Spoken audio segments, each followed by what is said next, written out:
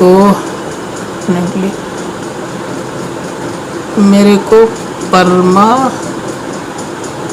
Paramilitary है क्या, नौकरी लगा हुआ है, मेरा अकाउंट में लाख रुपए तक अभी तक जमा नहीं हुए, मुझे कुर्बानी करवानी। आपके पास जो सेविंग है ना, वो सेविंग अगर आपके पास 50-60 हज़ार रुपये तक है तो आपको कुर्बानी करानी होगी।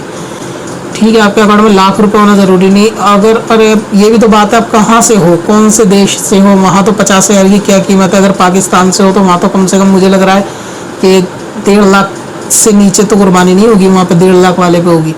तो आप ये देखें 52.5 तोला चांदी आपके शहर में कितने रुपए में आ जाती है, बस उतने रुपए आपके अकाउंट में है तो ठीक है। लगभग आधा किलो चांदी समझ लो, जो इंडिया में 50 हज़ार की आ जाएगी। आधा किलो चांदी 50 हज़ार की आ जाएगी।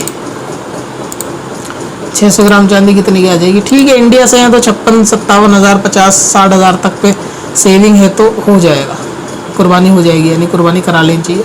हिस्सा ले लो या बकरा ले लो, पहली कुर्बानी है तो बकरा ही ले लो किसी तरह अरेंजमेंट करके, उधार करके।